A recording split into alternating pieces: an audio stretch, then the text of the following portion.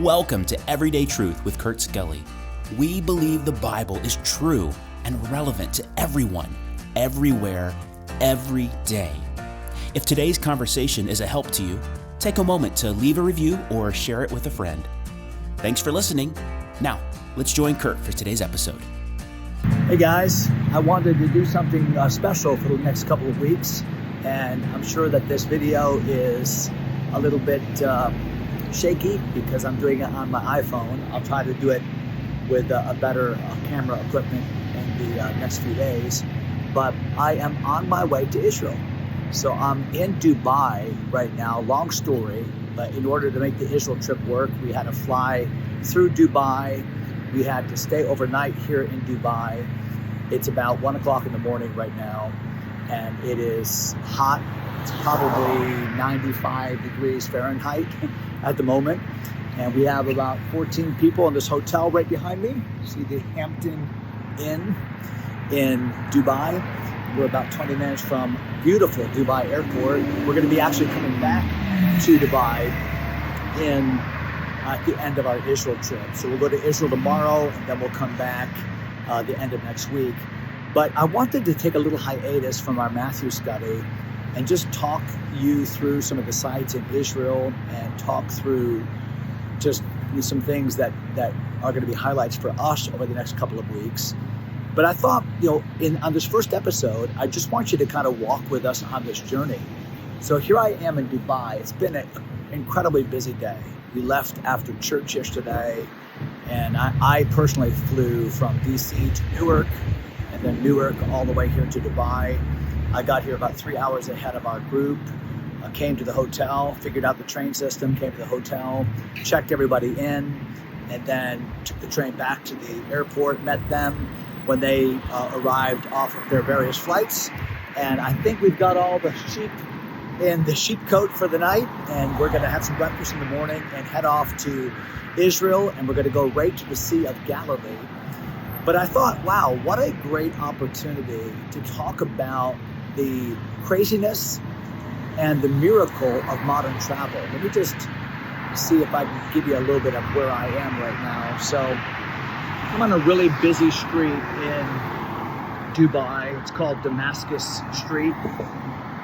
And there's not much to it. We're going to see some of the more iconic spots in Dubai over the course of a couple of days on the way back.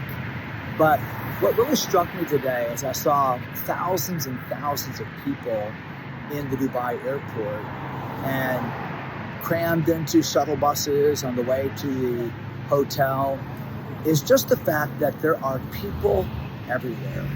There's never been opportunities like this for the gospel ever in the history of the world. I mean, I met people today from Dubai, from Pakistan, from India, from China, obviously other United States citizens. And in every single instance, I had a wonderful conversation. People were open. People were interested in what we were doing, and I was interested in what they were doing. There's something about traveling that breaks down barriers. Have you noticed that? When you travel, because people are out of their normal routine, they're out of their comfort zone, they're out of the place where they bunker their home or their workplace, and they're just open to have conversations. And I thought, what an opportunity for the gospel. Then I thought this, how many people in the Bible had a testimony of being witnessed to or even led to saving faith because of their travel? I thought about Aquila and Priscilla because they were traveling from Rome to Corinth, and Paul just happened to show up in Corinth at the same time. Now, we don't know if Aquila and Priscilla were already Christians when they came from Rome. We know they were Jews, but in either case, wow, that travel and meeting that travel companion made all the difference in their lives. I think about Lydia. I love the story of Lydia, the first European convert, and how Paul and Silas and Timothy and Luke had traveled from Troas, having received the Macedonian call. They went to Philippi, and they went outside of the city to pray by the river. There was Lydia. And what's interesting about Lydia is that Lydia was from Thyatira, which was in Asia Minor. And Paul actually had wanted to go to Asia Minor, but the Lord wouldn't let him. And here he goes in his travels to Philippi. He meets a fellow traveler. He meets someone else who's a transplant. She's not from Philippi. And they strike up a conversation. I wonder if it was the commonality that they had, that neither one of them was from that place, that kind of struck up that conversation. Oh, you're a stranger? I'm not from here either.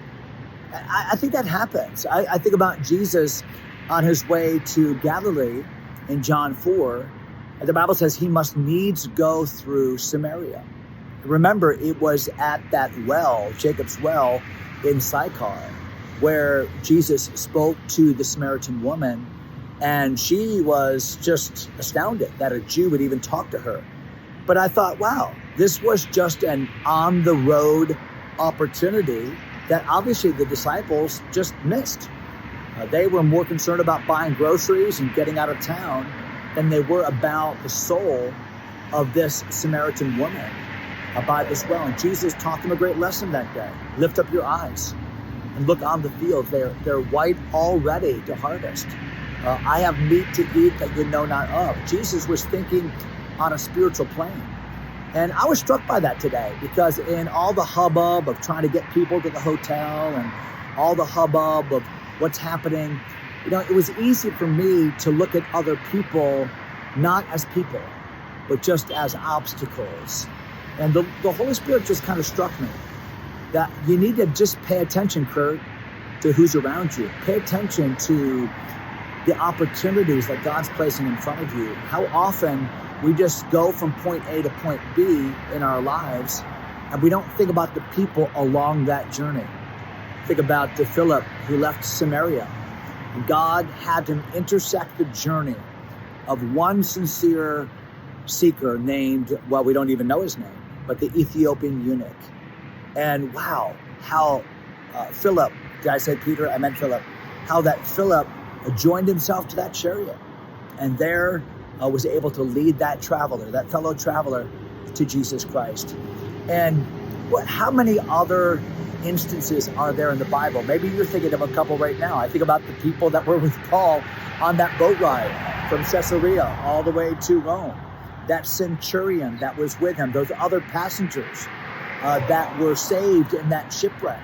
And Paul having an opportunity to preach to those fellow passengers, and just all the opportunities that God gives us just on the way.